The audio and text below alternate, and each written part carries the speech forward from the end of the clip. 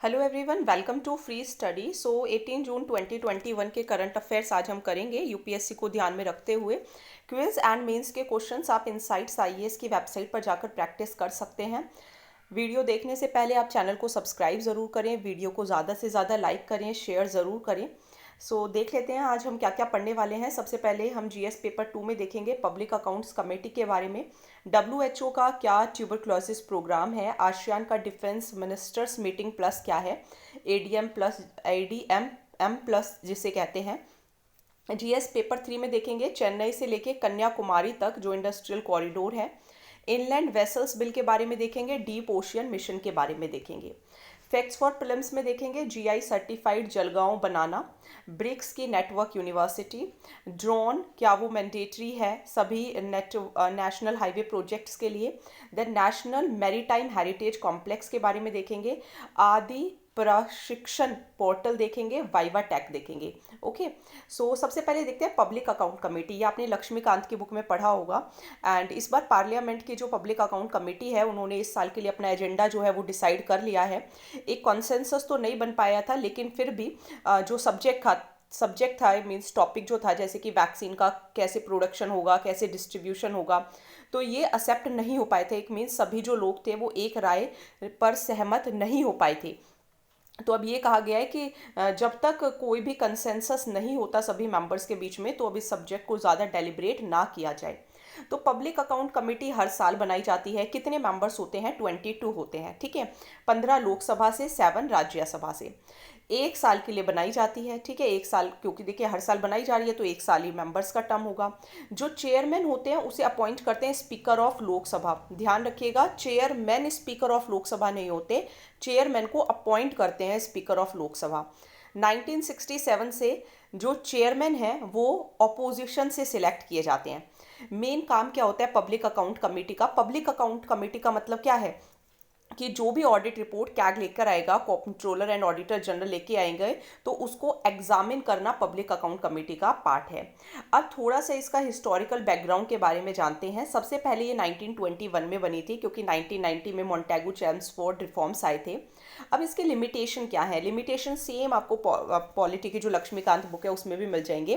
कि एक तो ये क्वेश्चन ज़्यादा में इंटरवेन नहीं कर सकते। इनका काम सिर्फ यही है एक्सपेंसेस देखना। जब वो एक्सपेंसेस हो चुके हैं तो लिमिट नहीं कर सकते आप एक्सपेंसेस को, क्योंकि खर्चे तो ऑलरेडी हो चुके। डे टू डे जो एडमिनिस्ट्रेशन चल रहा है उसमें इंटरफेयर नहीं कर सकते, सिर्फ एडवाइस दे सकते हैं, जो कि मिनिस्टर इग्नोर भी कर देते हैं। पावर नहीं है कि आप डिसअलाउ कर दें एक्सपेंडिचर को। एक एग्जीक्यूटिव बॉडी होने के बावजूद, मीन्स सिर्फ एक एग्जीक्यूटिव बॉडी है तो ऑर्डर भी नहीं इशू कर सकते, सिर्फ पार्लियामेंट ही फाइनल डिसीजन लेती है। ठीक है, तो काफ़ी इजीली आप लक्ष्मीकांत की बुक से इसको, जो ये कमेटी है ये तो मैंने आपको पढ़ाई दी, इसके अलावा भी आप कमेटीज़ को पढ़ सकते हैं। देन देखिए एक हाई लेवल वर्चुअल इवेंट हुआ कि एक ग्लोबल ड्राइव है कि टीबी को प्रिवेंट करना है। डब्ल्यूएचओ का ग्लोबल ट्यूबरक्लोसिस प्रोग्राम चल रहा है एंड 2022 का जो टारगेट है वो अचीव करना है। तो टीबी एक बैक्टीरियल डिसीज़ है, इन्फेक्शियस डिसीज़ है, जो कि माइकोबैक्टीरियम ट्यूबरक्लोसिस की वजह से होती है। सिर्फ लंग्स को ही अफेक्ट नहीं करती बल्कि काफ़ी बॉडी के पार्ट्स को अफेक्ट करती है। जो भी लोग सिक होते हैं, तो जैसे कि कोई खांसता है तो उसके पास से भी ये फैल सकती है। इंडिया ने भी इसके लिए प्लान बनाया हुआ है। 50 मिलियन पीपल को ट्रीट भी किया जा चुका है, मीन्स उन्हें दवाई एंड इलाज प्रोवाइड किया जा रहा है।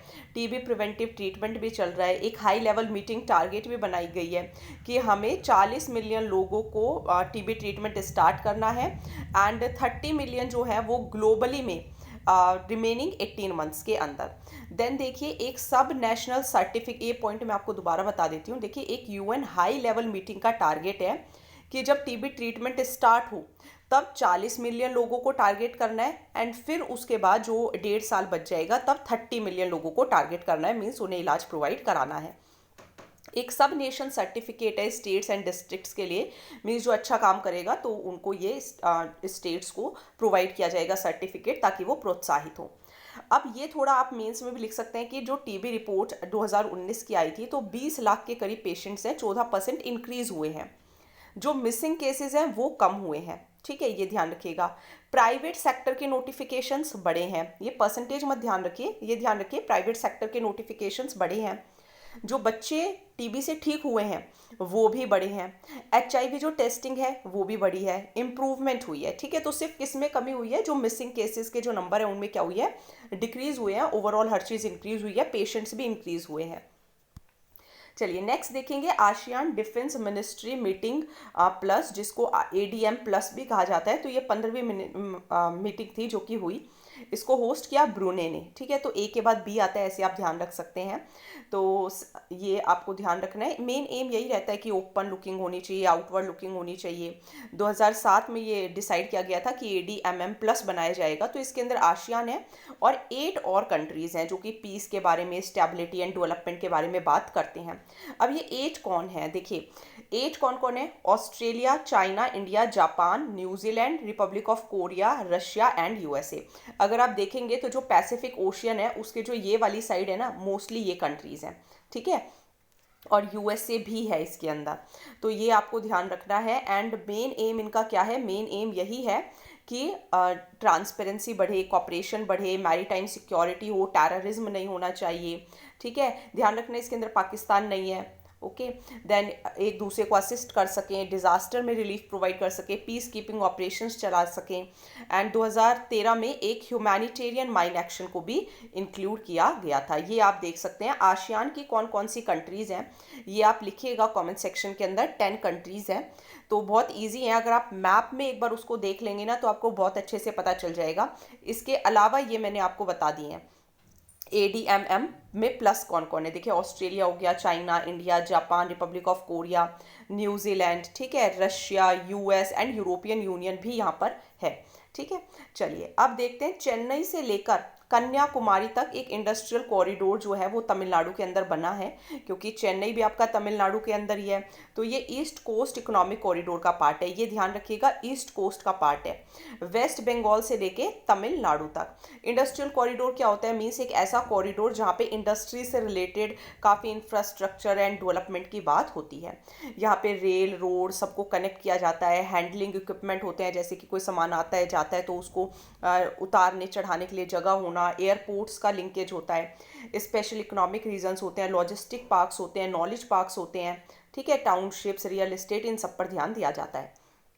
11 हैं वैसे अभी कॉरिडोर्स, ये आपको कुछ दिखाई देंगे। जैसे ये दिल्ली मुंबई इंडस्ट्रियल कॉरिडोर है, दिल्ली से लेके मुंबई तक जा रहा है। ये बेंगलुरु और मुंबई वाला है, ये आपका है चेन्नई एंड बेंगलुरु वाला। ठीक है, ये विजाग चेन्नई वाला है। विजाग में पिछली बार जो गैस निकली थी उससे काफ़ी लोगों की डेथ भी हुई थी। ये अमृतसर से लेके कोलकाता तक है। तो ये कुछ डेडिकेटेड फ्लाइट कॉरिडोर्स हैं। देन देखिए इनलैंड वेसल्स बिल आया है एंड इससे जो वेसल्स एक्ट 1917 था वो रिप्लेस हो जाएगा। तो यहाँ पे जो इनलैंड वेसल्स हैं उनकी सेफ्टी, सिक्योरिटी एंड रजिस्ट्रेशन का ध्यान रखा जाएगा। तो एक यूनिफाइड लॉ होगा जो सभी स्टेट्स को मानना पड़ेगा एंड सेपरेट लॉज नहीं होंगे। एक सर्टिफिकेट ऑफ रजिस्ट्रेशन भी दिया जाएगा कि हाँ आपने अब रजिस्ट्रेशन करा लिया है, तो अलग से स्टेट से परमिशन लेने की ज़रूरत नहीं है। एक सेंट्रल डाटाबेस बनेगा, तो जो भी वेसल्स होंगे उन्हें मैंडेटरीली अपने आप को रजिस्टर कराना होगा, चाहे district, taluk, panchayat, village level पर ही क्यों ना कराना पड़े। तो इनलैंड वाटर ट्रांसपोर्ट 14,500 किलोमीटर का अपने इंडिया के अंदर अंदर ही नेविगेबल वाटरवेज है एंड इससे पानी से सबसे ज़्यादा खर्चा कम आता है, एनवायरनमेंट फ्रेंडली रहता है। नेशनल वाटरवेज एक्ट भी आया था 2016 के अंदर, जहाँ पे 111 वाटरवेज को नेशनल वाटरवेज डिक्लेयर किया गया था। Inland waterways authority of India भी है जो कि जलमार्ग विकास प्रोजेक्ट को इम्प्लीमेंट कर रहे हैं, जिसके अंदर करीब करीब 5,340 करोड़ रुपए लगने जा रहे हैं, हल्दिया से लेके वाराणसी तक। ठीक है, तो ये नेशनल वाटरवे 1 है जिसके अंदर वर्ल्ड बैंक भी हेल्प कर रहा है। ठीक है, तो ध्यान रखिएगा जल मार्ग विकास प्रोजेक्ट जो कि नेशनल वाटरवे 1 पर है, जिसके ऊपर करीब करीब 5,340 करोड़ रुपए लग रहे हैं, उसके अंदर वर्ल्ड बैंक भी हेल्प कर रहा है। चलिए नेक्स्ट देखेंगे, इंडिया देखिए ओशियन के अंदर जाएगा एंड कोशिश करेंगे वहाँ से और नॉलेज निकालने के लिए। एंड ISRO ने ये प्रोग्राम स्टार्ट किया था। तो यहाँ पे मेन एम यही है कि ओशियन के बीच में देखा जाए कि वहाँ पे क्या चल रहा है। तो इसके अंदर करीब करीब 4,077 करोड़ 4,077 करोड़ रुपीज़ लगेंगे। मिनिस्ट्री ऑफ अर्थ साइंस इसको मीन्स इम्प्लीमेंट करवाएगी। तो यहाँ पे 3 लोग जाएंगे, ठीक है, 6,000 मीटर की हाइट तक एंड सेंसर्स वगैरह, टूल्स वगैरह लेकर जाएंगे। तो पॉलीमेटेलिक नोड्यूल्स को जो है वो माइन किया जाएगा। तो पॉलीमेटेलिक नोड्यूल्स पोटैटो शेप्ड होते हैं। तो यहाँ पे सर्विसेज देखे जाएंगी, डीप जो सी फ्लोर है, फोना है, माइक्रोब्स है, उन सबको देखा जाएगा।